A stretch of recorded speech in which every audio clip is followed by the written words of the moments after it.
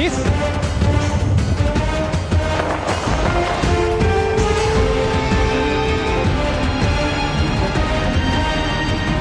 Nakatuto kami, 24 oras. Ginising ng sunog ang mga residente ng 3-story building sa Sampaloc, Maynila kaninang bandang alas 5 ng umaga. Umabot sa ikatlong alarma ang sunog at bago mag-alas 7 ng umaga ay idineklarang fire out. Inaalam pa ang sanhi ng apoy at halaga ng pinsala. Sa Calamba, Laguna naman, nasa 24 na pamilya ang apektado ng sunog sa Barangay San Juan bandang alas 2 ng hapon kahapon. Walang naitalang nasaktan o nasawi. Inabot ang halos 2 oras ang pagapula. Iniimbestigahan ng BFP ang pinagmula ng sunog at nagpaabot na ng tulong ang lokal na pamahalaan sa mga apektado.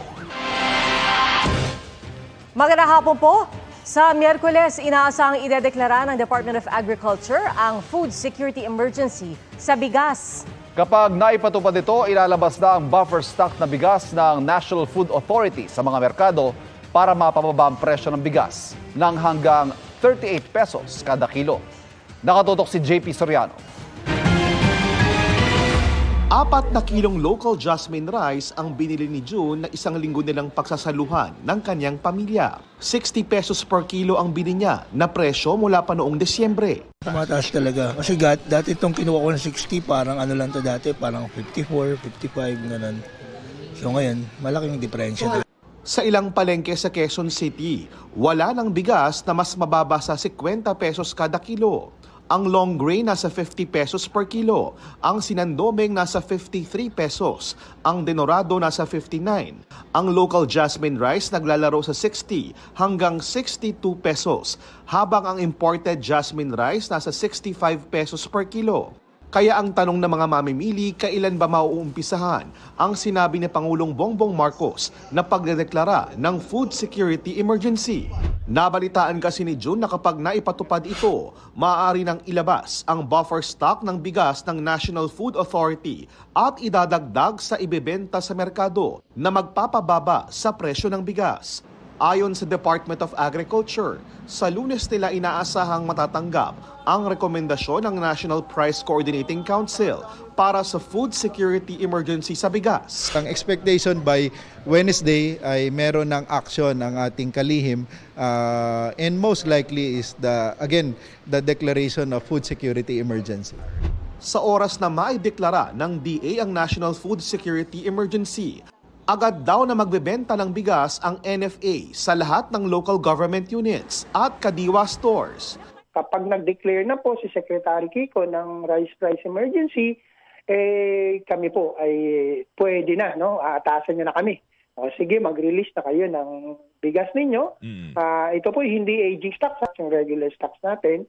So nationwide po, kami po ay pwede nang mag-release. Pero ayon sa DA, habang nag-uusap pa ang council kung magkano talaga maibebenta ng NFA ang mga bagong stock nila ng bigas, ang susundin muna ay ang nakapakong presyo na 38 pesos per kilo. Pero depende daw sa LGU kung magkano ito ibebenta. Para sa GMA Integrated News, JP Soriano, nakatutok 24 oras. Isang babaeng nagpasaklolo matapos ma-hold up ang siya ngayong inaresto. Nahuli kam kasi siyang naloob ng bahay. Nakatutok si Bea Pinlac. Nagreklamo sa mga otoridad ang 19 anyos na babaeng ito matapos umano siyang hold upin ng isang lalaki sa Nepa Q-Mart sa Quezon City. Nanakawan daw siya ng 19,000 pesos. Umikot kami sa loob mismo ng Q-Mart at nakuha yung tao. Nakapkapan namin at may nakuha kaming 3 sachet ng drugs. Pinakulong yung tao, yung sabi niya nag-hold up pero nakuhanan natin ng droga. Illegal na droga at isang patalim ang nasamsam mula sa ng hold up ng lalaki. Hindi nila na-recover ang umano'y nakaw na pera. Kinabukasan, may lalaki naman na pumunta sa barangay para magsumbong. Ang complaint naman niya is pinasok daw yung bahay nila at kinuha yung 4 na cellphone. Kinuha niya yung cellphone tapos nagtambay muna siya dun sa gilid ng bali yung may lababo namin. Tapos siniksik niya muna dito Tapos ay lumabas siya. Pinasok daw ang bahay niya at ninakaw daw ang mga cellphone at wallet niya na may lamang mga ID at 5,900 pesos.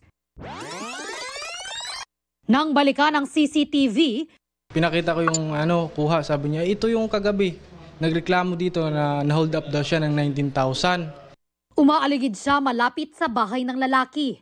Hindi na nahagip ang mismong pagpasok ng babae sa bahay ng lalaki para ibulsa ang 4 na cellphone. Pero maya-maya, nakita siyang naglakad paalis galing sa loob ng bahay. Aminado ang babae sa krimen. Paliwanag niya, gusto lang daw niya makabawi matapos mawala ng pera. Nung nakaraan po kasi, na-hold up po ako. Tapos di ko na po alam yung gagawin ko. Natutuliro na po yung utak ko. Hanggang sa naisip ko na lang po na gumawa ng hindi maganda. Sa isang mall sa Maynila daw siya pumunta para ibenta ang mga ninakaw na cellphone sa halagang 4,000 pesos. Bagaman nabigay na sa may-ari ang pera, umaasa rin siyang maibabalik ang mga ninakaw na gamit. Kinuha niyo pera, iniwan din niyo sa taxi yung wallet.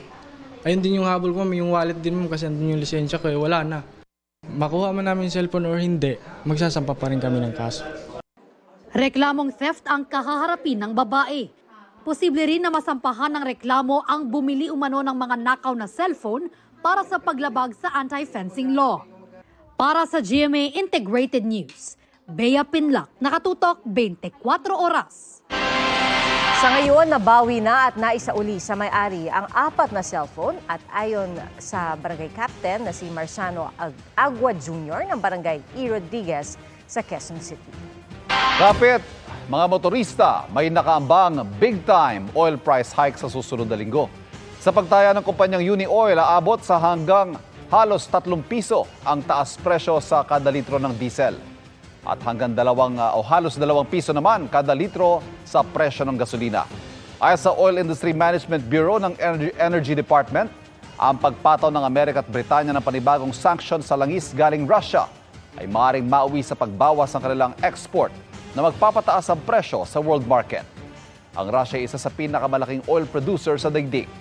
Ito na magiging 3 sunod-sunod na linggong may taas presyo sa produktong petrolyo. Posibleng sampahan ng reklamong kapabayaan o negligence ang employer ni Jenny Alvarado.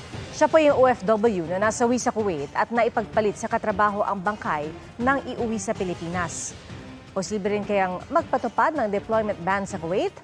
Alamin sa pagtutok ni Von Aquino. Mapagmahal na ina na handang magsakripisyo para sa kanyang mga anak. Ito ang alaalang iniwan ni Jenny Alvarado sa kanyang mga anak sa kabila ng mapait na sinapit nito sa Kuwait. Tuwing magsasend po ako sa kanya ng mga achievements ko sa buhay, lagi niyang pinapaalala sa akin na congrats na lagi mong tatagan loob mo.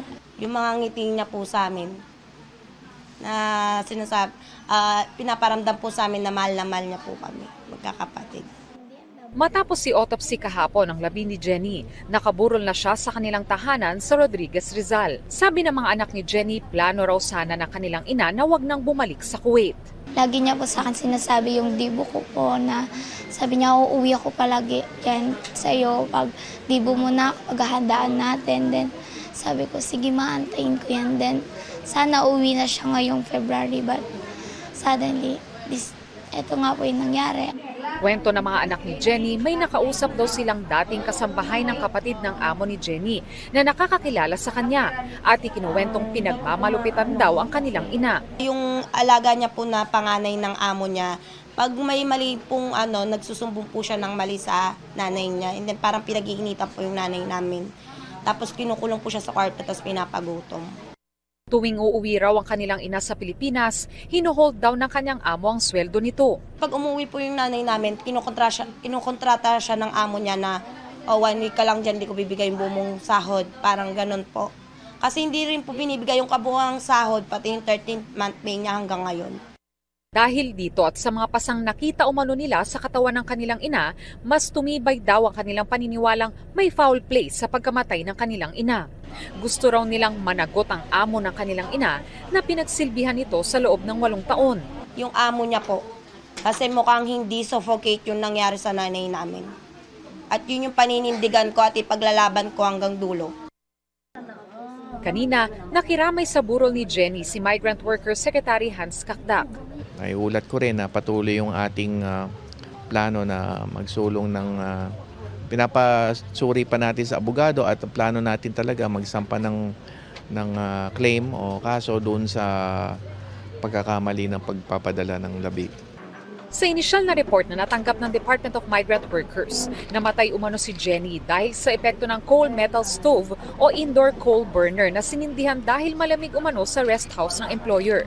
Naibahagi ko sa kanila ang kasong kapabayaan o negligence na isasampa natin laban sa employer. Dahil nga siya ay dinala sa bahay bakasyonan at hindi yon kanyang regular na tulugan at pananagutin lang natin yung employer kung ano yung responsibilidad niyang ginampanan. Pinag-aaralan na raw muli ng DMW kung nararapat ba ang suspension ng deployment ng mga domestic helpers sa Kuwait. As to whether pahigpitin pa natin is another thing at yan ang sinusuri natin ngayon. Ano pa ang mga measures na idadagdag natin para lalo pa natin masiguro ang proteksyon ng ating OFWs. At kung sa pagsusuri natin ay makakatulong ang suspension of deployment, ay gagawin din natin yan.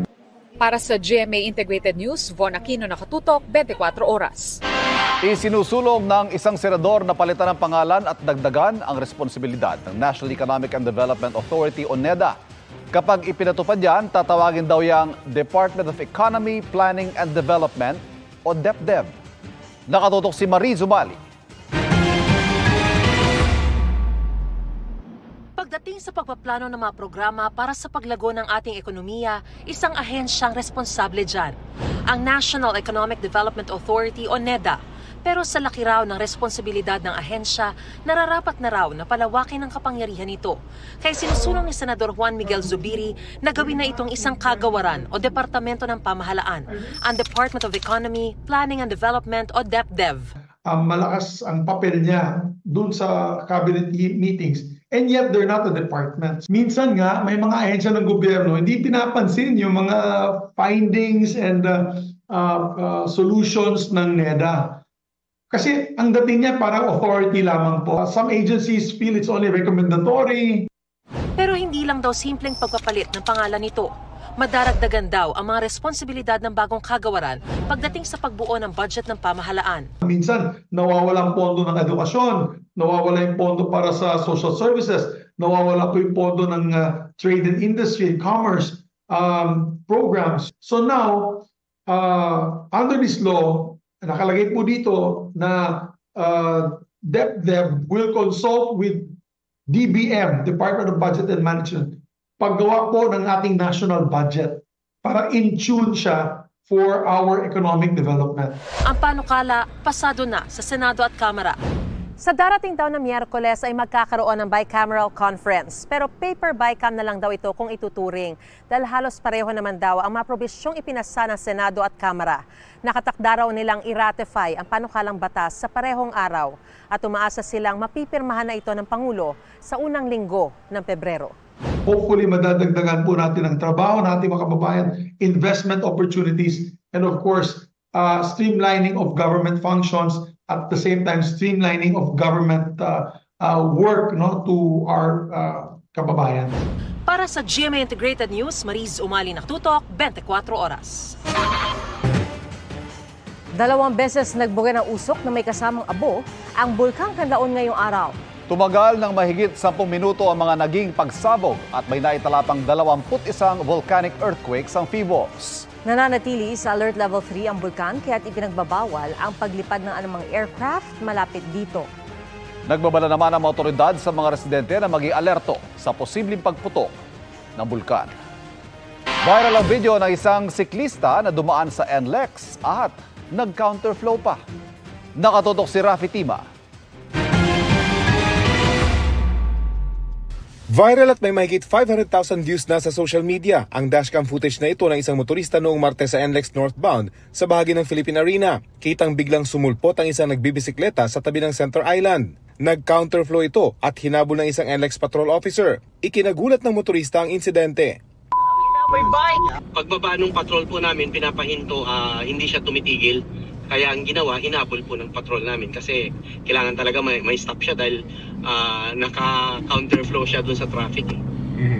Bakit daw po siya hindi huminto? Na-explain po ba niya? Hindi rin po na-explain nung kasi parang napaka-konti lang yung salita niya, basta ang narinig lang sa kanya nagpapasalamat, yun lang po. Hindi siya makausap ng maayos. Hindi na nakunan pero huminto rin ang siklista. Agad siyang isinakay sa patrol car at inilabas ng expressway. Pinakawalan din daw siya. Ayon sa NLEX, tuliro lang daw ito at tila nawala kaya pumasok sa expressway. Parang tinuruan lang siya na dumiretso po doon at mukhang hindi niya alam na expressway, so naliligaw po siya. Wala pang reaksyon sa GMA Integrated News ang bicycle rider. Bukod sa lubang delikado ang ginawa ng siklista, ayon sa NLEX, bawal sa expressway ang mga bisikleta alinsunod sa batas. Yun nga, yung mga signages po natin, kumpleto naman po. Error din lang niya talaga yung pagpasok niya. Paalala ng pamunuan ng NLEX sa mga motorista, doble ingat, lalo na sa mga entrance at exit ng expressway. Patuloy naman daw na magiging alerto ang kanilang personnel para di ito maulit. Para sa GMA Integrated News, Rafi Timan ng Katutok, 24 oras.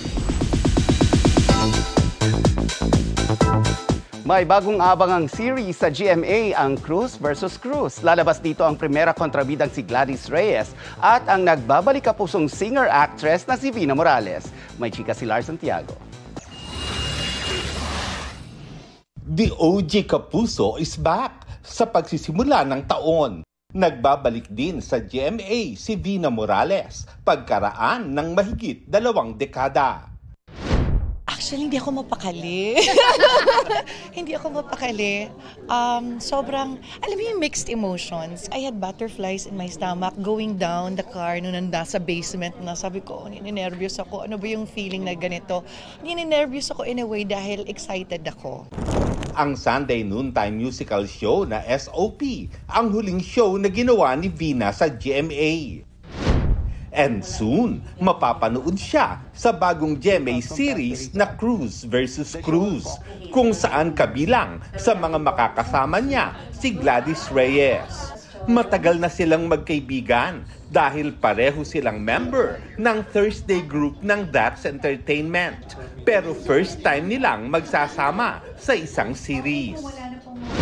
Sobra ako na-excite at the same time naisip ko, teka lang, nagserye na ba siya ever sa GMA? Parang di pa, no? So very first teleserye niya to sa GMA. I'm so happy na magkasama kami. Kasama nila sa serye sina Neil Ryan Sese, Pancho Magno, Lexi Gonzalez, Christopher Martin, Elijah Alejo at Caprice Cayetano. Lahat makakarelate kasi it's Cruz versus Cruz. So dalawang pamilya na alam mo yun, na nangyayari. Doon pa lang may magkakaroon na ng conflict. And it's based on a true-to-life story. Based on a true-to-life story. And I am as Felma Ruiz Cruz. Ako yung common law wife. Siya naman. Yes, ako yung OFW nurse na kumbaga isang lalaki ang aming minahal. Pero ayaw natin i-preempt syempre ate. Oo, ang hirap, no? Ngayong balik kapuso na si Vina, ready na rin kaya siyang sumabak muli on stage sa mga musical shows ng Kapuso Network? Anytime, basta ako ready. Ready ako. Lars Santiago, updated sa showbiz happening. Tiwala ang ilang kongresista na hindi pa patay ang isinusulong na impeachment laban kay Vice President Sara Duterte. Nagtipon-tipon naman ang ilang grupo na suportado ang hakbang na pagpapa-impeach. Nakatutok si Jonathan Andal. Impeach Sara! Impeach Sara! Nagtipon sa EDSA People Power Monument ang mga gustong ipa-impeach si Vice President Sara Duterte. Grupo ito ng mga vlogger na magkalaban noon sa eleksyon, ang mga tinaguriang kakamping at pro-BBM na pinagsama-sama at inorganisa ng Bunyog Party. Ito yung totoong pagkakaisa. Hindi ito para kay Marcos, hindi rin ito para kay Lenny. Ang basta pinagkakaisa namin, impeachment ni Sara. Dumalo rin ang grupong Magdalo at si ACT Teachers Party List Representative Franz Castro. Kahapon, sinabi ni Pangulong Bongbong Marcos na hindi napapanahon ang impeachment laban sa bise. Hindi rin daw makakabuo ng quorum ang mga senador at kongresista na magiging abala na sa kampanya sa eleksyon 2025. Sang-ayon din ang Chairman at Vice Chairman ng House Committee on Good Government and Public Accountability, ang komiteng nag-imbestiga sa confidential funds ng bise. Pero sa tingin ni Manila Representative Joel Chua, hindi nawawala ng interes sa impeachment ang mga mambabatas. Sadyang hamon lang daw talaga sa kanila na magbalikan sa batasan pambansa kung nangangampanya na lalo yung mga malayo sa Metro Manila. Pero para kay Castro, kahit tila tutol sa ngayon ng Pangulo, hindi pa patay ang impeachment sa Kamara. Ang inaasahan nila, ang ika-4 na impeachment complaint na ayon kay Castro ay galing na sa mga kongresista sa mayorya. Ang unang 3 impeachment complaint kasi laban sa bise, galing sa minority bloc. Sinusubukan pa namin kunan ng komento rito ang ikalawang Pangulo. Para sa GMA Integrated News, Jonathan Andal, nakatutok, 24 oras. Ipinagdiriwang ngayong weekend ang kabi-kabilang mga pista para kay Santo Niño, kabilang na ang Sinulog at Ati-Atihan. Ang Ati-Atihan Festival 2025 sa Aklan, puno ng kulay, saya at pananampalataya gaya ng payapak o ang pagbebendisyon sa mga deboto ng Santo Niño. Mula sa Kalibo, Aklan, nakatutok live si John Sala ng GMA Regional TV. John? Pia, viva kay Senyor Santo Niño. Ramdam na ramdam ngayon ang festival feels dito sa Kalibo dahil nga sa dagundong ng mga drums at hiyawan ng mga turista at debotong Ati-Atihan Festival. Viva kay Senyor Santo Niño, Puera Pasma. Ito ang sigaw ng mga nakisaya sa tinaguriang Mother of All Philippine Festivals, ang Kalibo Senyor Santo Niño Ati-Atihan Festival 2025 dito sa Kalibo, Aklan. Makukulay at unique costumes ng iba't ibang mga tribo na lumahok sa tribes competition ang sumalubong sa mga deboto at turista. Saan ka man lumingon, mabubusog ang mga mata sa naggagandahang costumes ng mga tribo. Lumahok din sa sadsad ang mga katutubong ati. Si Nile, first time na mag-ati-atihan. Wonderful, wonderful. Ang galing-galing. What's the best part about the festival, sir? The costumes. Your costumes. And the music. May mga foreign tourists at mga Pinoy na nagbalik bayan para makisaya at ma-experience ang ati-atihan.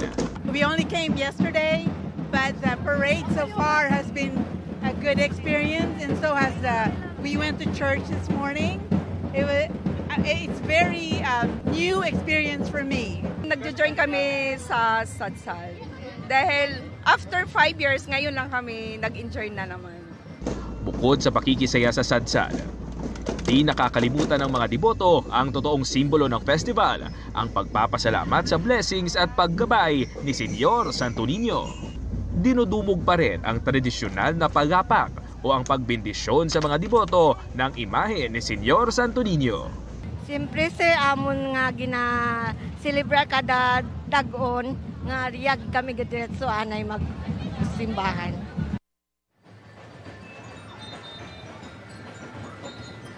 Pia, kung naririnig ninyo ay napakasaya ngayon dito sa palibot ng Kalibo Pastrana Park dahil sa pagsadsad ng iba't ibang mga grupo. Bukas naman isasagawa ang Pilgrim's Mass sa St. John the Baptist Cathedral dito sa Kalibo at susundan naman ng isang grand procession sa hapon bukas. Yan ang latest dito sa Kalibo, Aklan. Balik sa inyo. Halabira at maraming salamat, John Sala ng GMA Regional TV. Selos at utang ang sinasabing dahilan sa kaso ng pagpatay sa Pangasinan. Ang biktimang edad 72, sinaksak ng kanyang karelasyong mas bata ng halos 4 na dekada. Nakatutok si CJ Turida ng GMA Regional TV. Nakakalungkot po. Kasi siyempre, ayun, biglaan po yung nangyari. Hindi namin sukat akalain na ganun yung kahantungan sa nanay ko po. Naglulugsa at di makapaniwala ang pamilyang ito sa Aguilar, Pangasinan dahil ang kanilang inang edad 72 pinatay sa saksak ng kinakasama. Naiwan pa sa crime scene ang ginamit na kutsilyo. Nakakulong na ang partner ng biktima na 33 taong gulang. Agad siyang tumakas sakay ng motorsiklo matapos ang krimen pero natuntun ng mga pulis sa kanyang bahay sa Bayambang. Ayon sa pulisya, ang posibleng pinag-ugatan ng krimen, selos at utang. Batay sa investigasyon, bago ang krimen, nag-away ang dalawa dahil pinagseselosan daw ng biktima ang kapitbahay na nililigawan daw ng sospek. Hanggang singilin daw ng biktima ang utang ng sospek. They are living in one roof. So lasing yung sospek at ito namang victim parang kinukuha niya yung naipahiram niya sa kanya doon sa sospek na 13,000. Bago ko saksakin, sinabi ko sa kanya, hindi ko na masikmura yung mga pinagsasabi mo sa amin kako. Kasi hindi niya tanggap na naliligaw ako sa kabila. Desidido ang pamilya ng biktima na sampahan ng reklamong murder ang sospek. Para sa GMA Integrated News, CJ Torida ng GMA Regional TV. Nakatutok 24 oras. Illegal pa rin namamalagi sa ating exclusive economic zone ang tinaguriang monster ship ng China Coast Guard. You do not possess any legal authority to patrol inside the Philippines exclusive economic zone. You are directed to depart immediately. Ni-radio challenge ito ng BRP Gabriela Silang ng Philippine Coast Guard. Ang kay Commodore J. Tariela, namataan ang nambuhalang barko 60 to 70 nautical miles mula sa teritoryo ng Pilipinas. Dagdag niya, sa kabila ng pagtaboy ng PCG, patuloy pa rin ang mga iligal na operasyon ng China sa karagatan ng Pilipinas. Wala pang bagong tugon ang CCG at ang Chinese Embassy.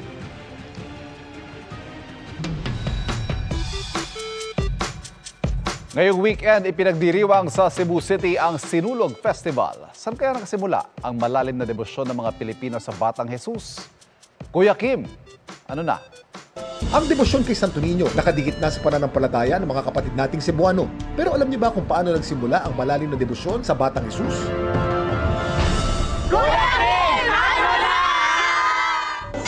Ang Senyor Santo Niño de Cebu ang pinakamatandang Christian artifact sa Pilipinas. Regalo ni Ferdinand Magellan kay Raha Humabon, ang kinikilalang leader noon ng isla ng Cebu nang dumating doon ang mananakop noong taong 1521 at sa asawa nitong si Hara Humanay.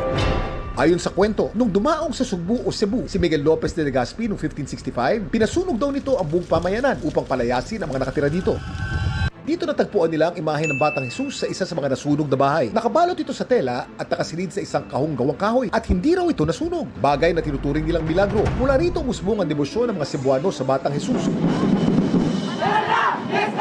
Kalaunay kumalat sa iba't ibang bahagi ng bansa. Para sa mga maraming Cebuano, ang Santo Niño ay hindi lamang isang imahen, kundi isang buhay na presensya ng Diyos na nagbibigay ng proteksyon, nagbibigay ng biyaya at gumagawa rin ng mga himala. Sa mga kapuso nating Cebuano, Happy Sinulog Festival. Ito po si Kuya Kim at sagot ko kayo 24 oras. Ang mala meteor shower sa kalangitan ng ilang lugar sa Caribbean, mga bahagi pala ng rocket ng SpaceX na sumabog ilang minuto mula nang i-launch sa Texas sa Amerika. Sabi ni SpaceX CEO Elon Musk, lula ng rocket ang ilang Mach satellite dahil bahagi ito ng test mission para mag-deploy ng mga satellite sa kalawakan. Di tulad ng SpaceX rocket, tagumpay namang nakalipad sa orbit ang New Glenn rocket ng space company na Blue Origin. Ito po ang unang space mission ng Blue Origin na pagmamayari ni Amazon founder Jeff Bezos at target tapatan ang satellite launch ng SpaceX. Plano ng Blue Origin na ibenta ang kanilang spacecraft sa US Defense Department at commercial customers para sa national security and satellite servicing missions. Wala raw problema sa COMELEC na sumunod sa utas ng Korte Suprema. Kaugnay po yan sa mga panibagong temporary restraining order na inilabas ng Korte Suprema kaugnay sa 3 local aspirant. Ang kay COMELEC Chairman George Garcia, hindi pa naman daw sinisimulan ulit ang ballot printing. Kinikilala at ipinapakita raw nila ang pagrespeto sa rule of law. Sa Miyerkules daw sisimulang iimprenta ang mga balota ng COMELEC at mag-aabiso sila sa Korte Suprema.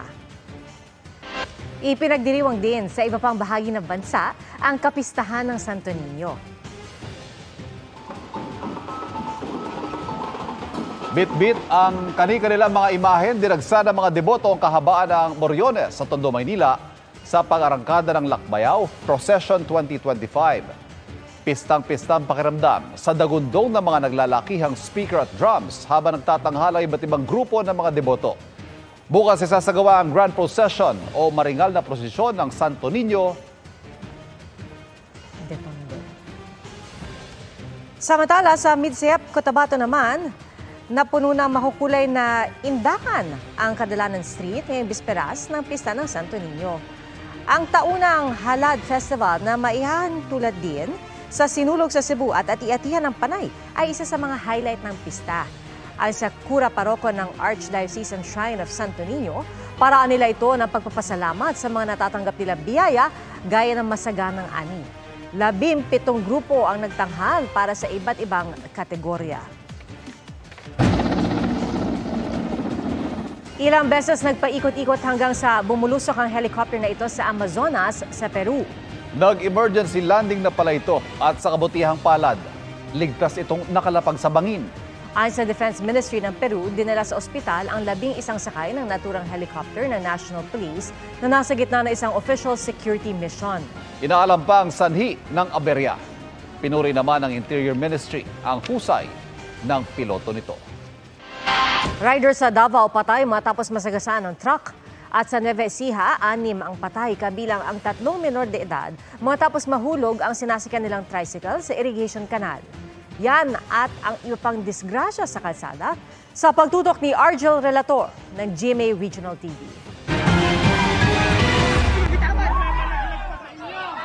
Dahil sa malalim at malakas ng agos ng tubig sa irrigation canal na ito sa Santo Domingo, Nueva Ecija, pahirapan ang pagsagip sa mga biktimang nahulog mula sa tricycle. Ayon sa pulisya, 8 ang sakay ng tricycle na magkakamag-anak. 7 sa kanila ay mga minor de edad. Kumalas umano ang tornilyo na kumukonekta sa sidecar at motorsiklo kaya nahulog. Ito po yung passenger niya na galing po ng Balok Elementary School. Sinundo po niya doon. Yung kumukonekta doon sa motor sa tricycle na bakal bumigay kaya po nung na-lost control po yung driver, nalaglag po sa irrigation canal. Tanging mga lubid at kahoy lamang daw ang ginamit ng mga rescuer para maipanhik at masagip ang mga biktima. Pero nasawi ang driver at 3 minor de edad. Pati 2 rescuer na nakatira sa lugar at tumulong sa disgrasya, namatay rin. Ako lang po yung nakakapit doon at unang ligtas kasi po ako lang po yung nakakita ng malapit lang po dun sa gitna ng poste. Kung hindi lang po sana pinagawa yung irrigation, sana po may kakapitan. Ayon sa pamunuan ng National Irrigation Administration, Upper Pampanga River Integrated Irrigation System, Division 1, agad silang nagbawas ng tubig para masagip ang mga biktima. Hindi rin maaaring lagyan ng mga bakal ang gilid ng irrigation canal dahil maaaring sabitan ng mga dumi at humarang sa pagdaloy ng tubig. Makakaakit din daw ito sa mga residente na magpunta sa irrigation canal at maligo. Nakikiramay po kami doon sa mga pamilya na namatayan at wala naman pong may kagustuhan noon, aksidente talaga. And paalala rin po, pagka po tayo dumadaan sa ating mga irrigation canal roadways, wag na lang po tayong magpatakbo ng mabilis. Naiuwi na ang mga labi ng mga nasawi. Sa Tulunan, Cotabato, nakuna ng CCTV ang 2 motorsiklong ito sa isang highway. Biglang gumilid sa kalsada ang motorsiklo sa likuran hanggang bumangga sa poste ng ilaw. 2 truck ang agad lumapit para tulungan ang biktima. Dinala sa ospital ang rider na umano'y nakainom. Wala pa siyang pahayag. Sa gitna ng isang tulay sa Alicia, Isabela, nagkarambola ang isang wing van, truck at tricycle. Wasak ang tricycle at nasira rin ang wing van at truck. Dinala na sa ospital ang tumilapong 2 sakay ng tricycle. Base sa investigasyon, nagkamali raw ng kabig ang driver ng wing van kaya tumama sa tricycle. Saka bumaligtad at tumama sa kasunod na truck. Patuloy ang investigasyon. Sa Davao City, patay ang isang babaeng rider matapos masagasaan ng dump truck. Ayon sa pulisya, nawala ng kontrol ang 49 anyos na biktima matapos tumama ang manibela ng kanyang motorsiklo sa likurang gulong ng truck. Tumilapon ang rider kaya nagulungan. Nahaharap ang driver ng truck sa kasong reckless imprudence resulting in homicide and damage to property. wala siyang pahayag. Para sa GMA Integrated News, Orgil Relator ng GMA Regional TV, nakatutok 24 oras. Wala na kayang hadlang sa posibleng ban sa social media app na TikTok sa Amerika bukas sa January 19. Alinsunod po sa batas na pirmahan ni US President Joe Biden noong Abril, ipatutupad ang ban kung hindi maibenta ng Chinese company na ByteDance ang TikTok sa isang American firm. Ang US Supreme Court ipinagtibay ang naturang batas. Ayon sa US government officials, may banta sa national security at data collection ang naturang social media app. Pero sabi ng TikTok, paglabag ito sa karapatan sa free speech na ginarantiya ng US Constitution. Sa isang pahayag, sinabi ni incoming US President Donald Trump na ire-review niya muna ang sitwasyon bago maglabas ng desisyon kaugnay sa TikTok ban. Mga kapuso, dalawang weather system ang nagpapaulan ngayon sa bansa. Ayon sa Pag-asa, amihan ang nagpapaulan sa ilang lugar sa Cagayan Valley, Cordillera Administrative Region, Aurora, Quezon at Camarines Norte. Nagdadala rin ito ng maulap na panahon na may pagulan sa Metro Manila at natitirang bahagi ng Luzon. Easterlies naman ang magdadala ng maulap na panahon na may isolated thunderstorm sa natitirang bahagi ng bansa. Sa rainfall forecast ng Metro Weather, posibleng ulanin ang malaking bahagi ng Luzon bukas. Posibleng makaranas ng light to heavy rains ang ilang lugar sa coastal area ng Isabela. Light to intense rains naman ang mararanasan bukas ng ilang lugar sa Agusan del Sur, Davao Oriental, Cotabato at Zamboanga del Sur. Posible ring ulanin bukas ang Metro Manila.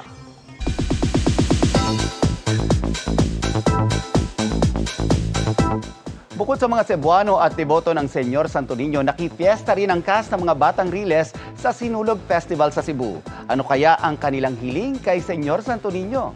Alamin sa aking chika.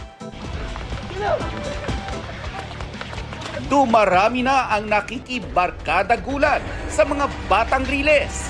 Siguradong mapapailag ang mga kapuso viewers sa matitinding action scenes ni Miguel Tan Felix, Kokoy De Santos, Bruce Rowland, Rahil Birria at Antonio Vinson. In-acknowledge din ng audience ang bromance ni Miguel at Antonio. Sobrang saya po namin kasi maganda yung feedback, lalong-lalo na kay Antonio. Proud kami dito. And masaya kasi maganda po talaga yung mga eksena. Lahat po kami kasi binigay po namin effort na to at yung ibuboost namin yung show na to para sa mga kabataan. Nasa Cebu na ang mga Batang Riles para makisaya sa Sinulog Festival. Excited sila dahil bihira daw ang time away from work. First time kasi ito na out of town, nakasama ko itong mga Batang Riles. Kaming 5 kompleto, so excited ako makasama mga Batang Riles. Sana matry rin namin kahit onti lang oras namin yung mga tradition food nila, yung mga dried mangoes, mga ganun. Wish daw nila kay Senyor Santo Niño good health, magandang samahan at marami pa ang ma-inspire ng mga Batang Riles. Sobrang ang wish ko is sana mag-enjoy lahat ng taon nandun and hindi nila makalimutan yung ibig sabihin talaga ng Sinulog Festival. Hindi lang about siya sa parada and saya, but the real meaning behind it. Ngayong nakikilala na natin ang mga karakter nila, mas iinit pa raw ang mga tagpo sa serye. Abangan nyo, may malaking kaganapan sa Boys Town sa susunod na linggo. Abangan nyo rin na kung paano makaka-relate yung mga Batang Riles sa isa't isa. Dahil magiging united sila dahil merong malaking pangyayari sa Boys Town na kailangan nilang abangan ngayong 8:50 na ang time slot ng mga Batang Riles. Mga kapuso, bukas naman makikisaya sa Kapuso Mall Show sa Sinulog Festival ang stars ng Lodong Bayani ng Bayan na sina Ruro Madrid at Shaira Diaz at ilang bida ng Binibining Marikit. And that's my chika this Saturday night. Ako po si Nelson Canlas. Pia, Ivan? Thank you, Nelson. At yan po ang mga balita ngayong Sabado para sa mas malaking misyon at mas malawak na paglilingkod sa bayan. Ako po si Pia Arcangel. Ako po si Ivan Mayrina mula sa GMA Integrated News, ang News Authority ng Pilipino. Nakatutok kami 24 oras.